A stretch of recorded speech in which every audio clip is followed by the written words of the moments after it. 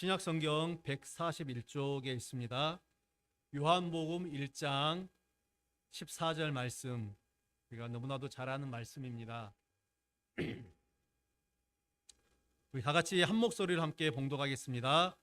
말씀이 육신이 되어 우리 가운데 거하심에 우리가 그의 영광을 보니 아버지의 독생자의 영광이요 은혜와 진리가 충만하더라. 아멘. 아멘. 할렐루야. 아멘. 그러면 지난 몇 년 전이죠. 2020년 우리나라는 처음으로 사망자 숫자가 출생 신생아죠. 출생 숫자를 앞질렀다라는 그 기사를 본 적이 있습니다. 그래서 제가 이제 통계청 조사를 살펴보니까 2019년까지는 그래도 출생자가 조금 더 많았습니다. 2019년에 한 5천 명 정도가 더 많았는데 그러다가 이제 2020년 우리가 그때 이제 코로나 여파도 있었겠지만은 출생은 대략 27만 명, 사망은 한 30만 명 정도로 이제 사망자가 3만 명 정도가 더 많은 걸 보았습니다. 이 차이가 이제 그때만 그런 게 아니라 해가 갈수록 점점 이제 차이가 벌어지는 것을 보게 됩니다. 그래서 작년이죠. 지난 2023년에는 출생 숫자가 23만 명, 사망 숫자가 35만이라는 통계를 보았습니다. 벌써 12만 명 정도가 더 이제 늘어났습니다. 이 숫자를 10년 전과 또 비교해 보면 또 큰 차이가 나는데 2013년이죠. 2013년에는 대략 출생이 43만 명, 사망이 26만 명이었습니다. 그러니까 출생이 이제 그때는 17만 명 정도가 더 많았는데 오히려 작년에는 사망이 12만 명 정도가 더 많았다. 엄청난 변화가 10년 사이에 변화가 일어난 것입니다. 이유들은 저희가 더 말하지 않아도 잘 아실 것입니다. 그렇게 세상이 창조된 이후에 끝없이 사람들은 탄생하고 또 죽고 그렇게 되어 있는데 세상이 창조된 이후에 지금까지 거쳐간 출생한 숫자 어느 정도나 될까요? 네, 상상 불가입니다. 근데 우리가 잘 몰라서 그렇지 이 자료들을 뒤져보면은 좀 의미 있거나 또 재미있는 출생들이 좀 많이 있을 것 같습니다. 이 기네스북에 따르면은 가장 크게 태어난 아이, 몸무게가 가장 많게 태어난 아이가 10kg가 넘었다라고 합니다. 어떻게 그 큰 아이를 몸에 뱃속에 담고 있었는지 모르겠지만 근데 안타깝게도 그 아이는 태어난 지 얼마 되지 않아서 죽었다라고 그렇게 또 알려져 있습니다. 또 어떤 아이는 너무나도 작아서 그래서 태어나자마자 인큐베이터에 들어가야 되는 그런 좀 아이들도 있습니다. 또 사도 바울이 말하는 것 같이 만삭이 되지 못해서 태어난 소위 말하는 칠삭둥이, 팔삭둥이 그런 아이들도 있고 또 오히려 더 늦게 예정일이 됐는데도 나오지 않고 더 지나서 나오는 그런 아이들도 있는 것 같습니다. 이 갖가지 사연을 가지고 태어난 출생한 사람들이 있습니다. 우리나라도 지난 9월 달에 그런 기사가 났었는데요. 5쌍둥이가 태어난 적이 있습니다. 예.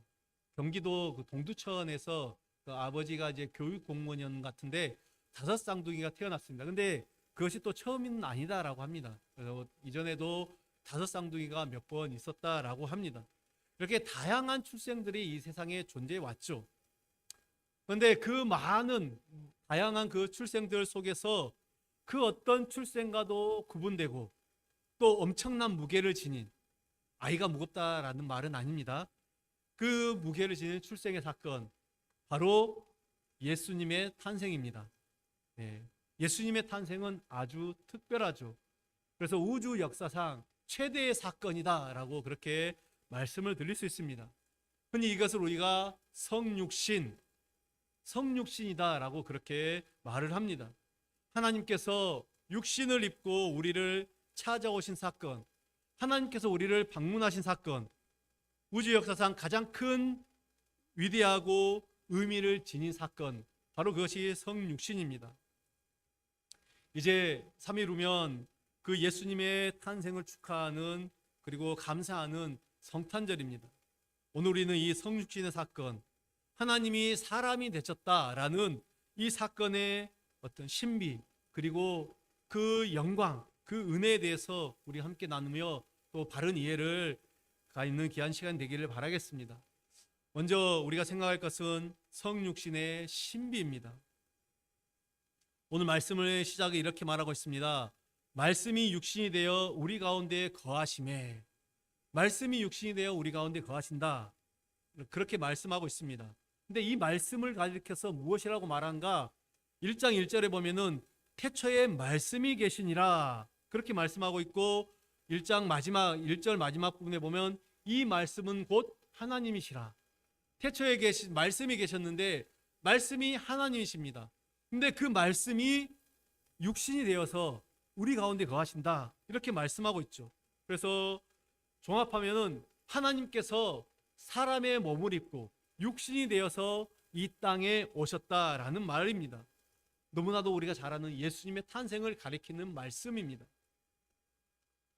그래서 우리 예수 그리스도의 성육신은 너무나도 특별한 독특한 사건입니다. 전무후무한 사건이죠. 인류 역사상 이러한 일은 없었다라는 것이죠. 우리가 이 사람의 출생에 관해서 다양한 신화들이 있습니다. 신화들, 곰이 사람이 되었다, 아시죠? 사람이 알에서 태어났다, 이것들은 다 그야말로 그냥 신화들입니다. 그러나 하나님이 사람의 몸을 입고 오셨다, 어디에서도 찾아볼 수 없고 독특하고 획기적인 사건입니다. 여러분, 이것이 신화입니까? 이것은 신화가 아니라 실제입니다. 예수님께서 실제로 그렇게 오셨습니다. 하나님이 사람의 육체가 되신 이 사건, 신비 중에 신비입니다. 사람의 지혜로, 우리 인간의 아이디어로 만들어낼 수 없죠. 이것은 분명한 하나님의 계시의 사건이고 하나님께서 우리에게 가르쳐 주신 내용입니다. 그래서 우리가 다시 한번 요한복음 1장 1절부터 3절까지 이 첫 장면을 보면은 이렇게 말씀하고 있습니다. 태초에 말씀이 계시니라, 이 말씀이 하나님과 함께 계셨으니 이 말씀은 곧 하나님이시니라. 그가 태초에 하나님과 함께 계셨고 만물이 그로 말미암아 지은 바 되었으니 지은 것이 하나도 그가 없이는 된 것이 없느니라 말씀하고 있습니다. 여러분, 여기서 말하는 이 말씀이라고 하는 표현은 이제 우리 헬라어를 보게 되면 로고스라고 되어 있습니다. 혹시 로고스라는 말 들어보셨습니까? 이 당시 헬라 철학에서는, 이 고대 당시죠, 헬라 철학에서는 이 로고스를 온 우주를 다스리는 이 영적인 원리를 로고스라고 이해를 했습니다. 말하자면 온 우주 안에 통하는 진리, 그 원리가 로고스였습니다. 그러나 당시 헬라 철학에서 당시 사람들은 이 로고스를, 이 원리를 비인격적인 존재로 생각을 했습니다. 그러나 오늘 이 사도 요한은 여기에서 너희들이 말하는 그 로고스, 온 우주의 진리요 원리인 그 로고스가 다름 아닌 예수 그리스도라고 소개하고 있습니다. 막연한 어떤 이해를 가지고 있던 것을 확실하게, 그리고 막연하게 비인격 존재라고 생각했던 그 로고스가 인격을 가진 존재라는 것을 분명히 하고 있습니다. 예수께서 바로 너희들이 찾고 있는 그 참된 로고스라고 소개시켜 주고 있는 것이죠. 그렇기 때문에 그분은 당연히 살아계신 인격체입니다. 또한 그 로고스는 동시에 성부 하나님과 완벽한 조화와 일치와 친밀한 가운데 하나를 이루신 분이시고, 더 나아가서 오늘 말씀은 그분이 창조의 주님이다, 창조 때에 함께 하신 주님이시다라고 예수 그리스도를 우리에게 소개하고 있습니다. 그리고 더 중요한 것이 있습니다. 그것이 바로 무엇입니까? 오늘 본문의 말씀이죠. 그 로고스가 육신이 되어서 우리와 함께 거하신다, 이 땅에서 우리 가운데 거하신다라고 말씀하고 있습니다. 이 말이 무슨 말입니까? 창조주께서 친히 피조물, 당신이 만드신 그 피조물과 함께 거하신다라는 그 말씀입니다. 그 피조물들을 찾아오셨다라는 말씀입니다. 왜 그렇습니까? 왜 오셨습니까? 뭐 여러 가지 다른 이유 다 빼고요. 중요한 한 가지, 바로 우리 인간의 궁극적인 어느 누구도 해결할 수 없는 죄의 문제, 이 죄의 문제를 해결하기 위해서 오신 것입니다. 죄가 없으신 거룩하신 그분만이 우리의 죄의 문제를 해결하실 수 있기 때문에 그 분이 오셨던 것입니다. 그 하나님이 찾아오신 것입니다. 그 하나님이 이 땅에 오셔서 100%인 하나님이신 예수님께서 100%인 사람으로 찾아오신 정말 신비의 사건입니다. 하나를 이루기 위해서, 100%를 이루기 위해서 50%는 사람, 50%는 하나님, 이렇게 오시지 않으셨습니다. 완전한 하나님이신, 완전 무결한 하나님이신 그 하나님으로, 또한 완전한 사람으로 이 땅에 오신 분이십니다. 그래서 그 신비의 예수님을, 오늘 이 사건을 성경은 우리에게 말씀하고 있습니다. 우리는 다 죄로 죽어야 마땅한 존재들이죠. 그렇지만은 영원한 죽음 속에, 그로 말미암아 우리가 영원한 죽음 속에 머물러 있어야 하지만, 우리가 죽어야 될 그 죽음의 자리에 예수님이 대신하기 위해서, 예수님이 대신 죽기 위해서 우리와 똑같은 사람이 되셔야 했습니다. 그러나 그는 동시에 하나님이셔야만 죄 없는 모습으로 이 땅에 오셔서 우리의 죄를 대속하실 수가 있습니다. 죄인을 위하여 죽어야 되는 것은 누구입니까? 죄인을 위해서 죽어야 되는 것은, 그 사람을 위해서 죽어야 되는 것은 사람입니다. 그러나 죄 있는 자가 죽으면은 그것은 자기 죄로 인하여밖에 죽을 수밖에 없고 영원한 멸망으로 갈 수밖에 없습니다. 이 궁극적인 딜레마, 이 문제를 해결하기 위해서 예수님이 오셨던 것이죠. 하나님이 친히 사람의 몸을 입고 오셨습니다. 여기에 바로 놀라운 이 성육신의 신비가 있는 것입니다. 여러분, 예수님의 생애를 우리가 한번 생각해 보십시오. 예수님의 생애를 생각할 때, 예수님께서 공생애를 시작하실 때 사단에게 시험을 받으셨습니다. 그래서 사단이 돌을 가지고 떡을 만들어라, 먹어라, 배고프지 않느냐, 예수님께서 물리치셨습니다. 그렇지만 예수님께서 이 배고픈 굶주린 그 사람들을 향해서 오병이어를 가지고 수많은 사람들을 먹이셨습니다. 배가 줄이신 예수님, 사람이죠. 그렇지만은 오병이어의 기적을 행하신 예수님, 하나님이십니다. 100% 사람, 하나님이십니다. 우리가 성경에서 만날 수 있죠. 예수님은 사마리아 수가성에서 목이 마르셨습니다. 그래서 그 여인에게 물을 좀 달라, 그렇게 말씀하셨습니다. 사람의 모습이시죠. 그렇지만은 그 여인의 모든 과거를 알고 계시는 하나님이신 예수님의 모습이 그 사건 가운데 나타나고 있습니다.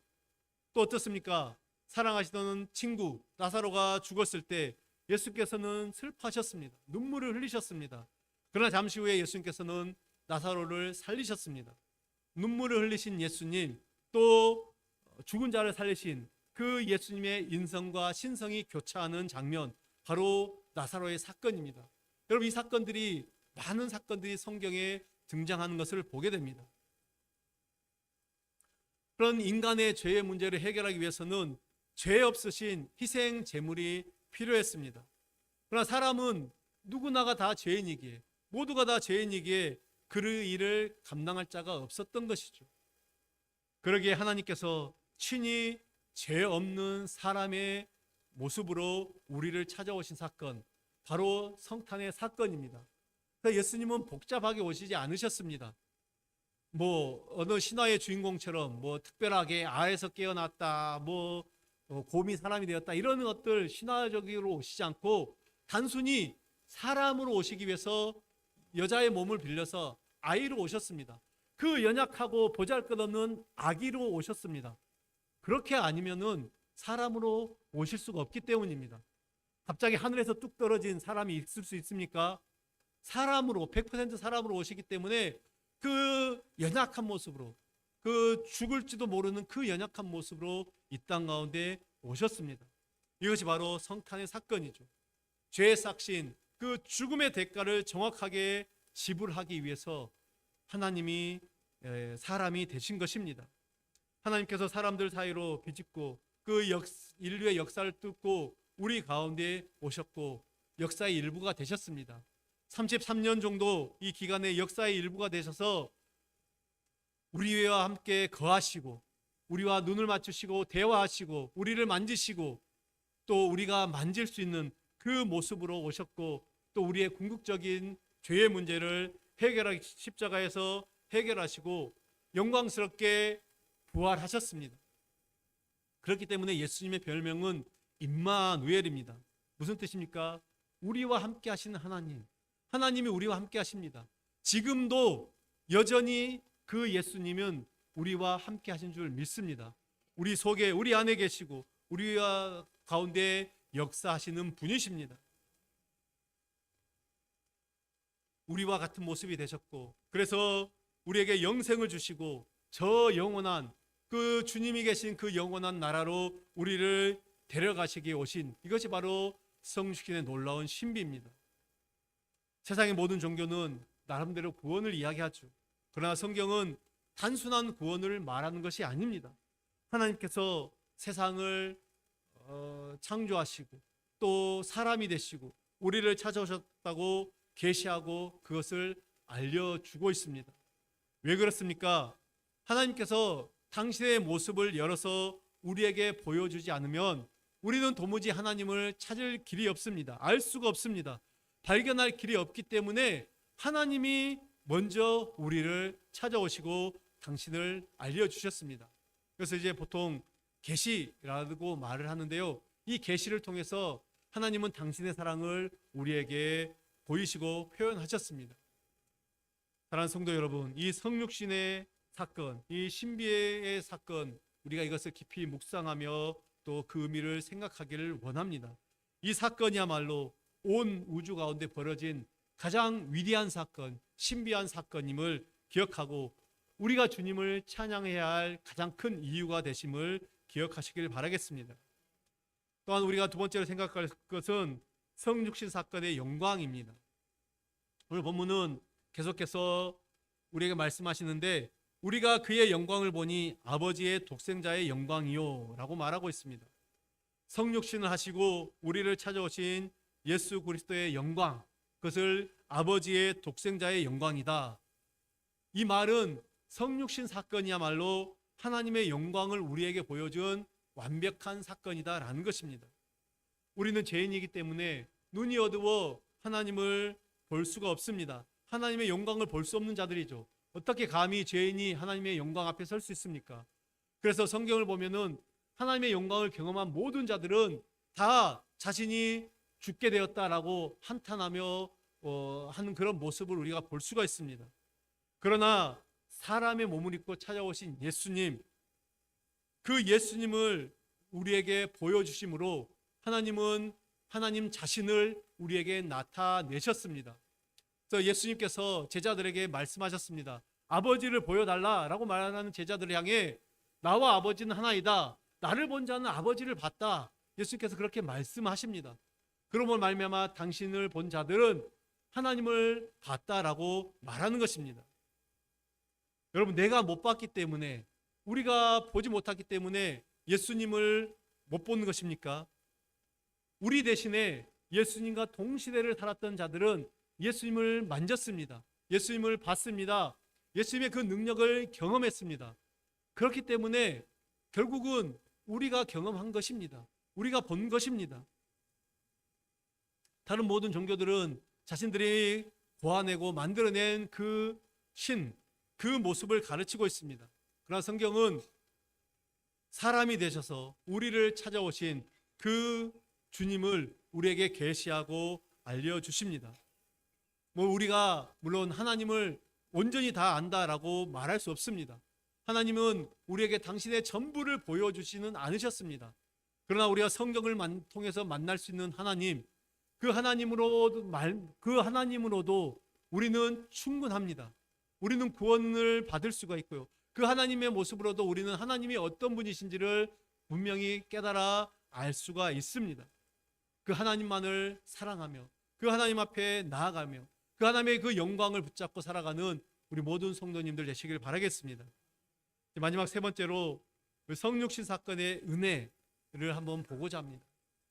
오늘 말씀의 하반절에서는 은혜와 진리가 충만하더라라고 말씀하고 있습니다. 여러분, 우리 예수님께는 은혜와 진리가 있다라고 말하는 것입니다. 이 말은 무슨 말인가? 이 말은 우리의 믿음이 우리를 구원하는 것이 아니라 하나님의 은혜가 우리를 믿음 가운데 있게 하신다. 즉 하나님의 은혜가 우리에게 믿음을 주신다라는 것입니다. 왜 우리의 믿음이 우리를 구원하지 못한다라고 말씀드리는가? 사실 다른 종교들도 믿음이 있습니다. 다른 종교를 가진 사람들도 그들 나름대로 믿음을 가지고 있습니다. 근데 그 믿음이 그들을 구원합니까? 그 믿음이 그들을 구원할 수가 없습니다. 그러면 그들이 가지고 있는 믿음은 잘못된 믿음이다라는 것이죠.